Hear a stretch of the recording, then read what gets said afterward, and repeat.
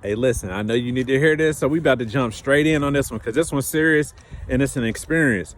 So listen, one thing that I want to tell people is if you're in a business setting, right, and you do not own the business, stop putting your own self in harm's way when it comes to trying to reject someone of something that they coming forth with that's a violation of their person or their property.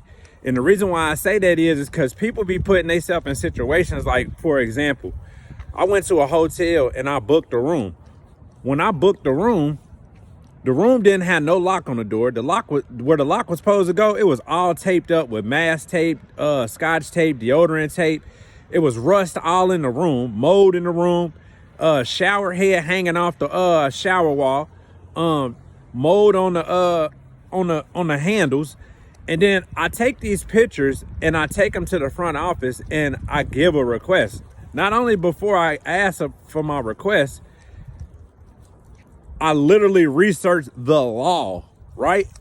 So understanding that I researched the law, I went in there with more confidence to bring them my complaint. So the lady at the front desk, once she seen the locks, she wasn't too tripping about the room because this room looked like, obviously, like every other room in the hotel.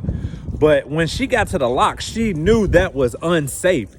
Got up, ran to the back, came back, and then she took me back to the top to the manager. Now, this is for the manager right here.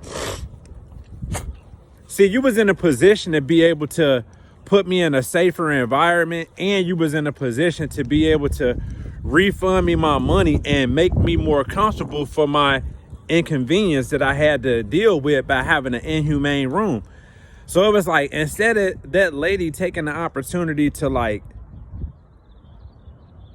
fix the mistake of a bad housing situation, she decided to take her power and flex it. So when this woman takes her power and flex it, it wasn't about me or her no more. It was all about, I'm in power.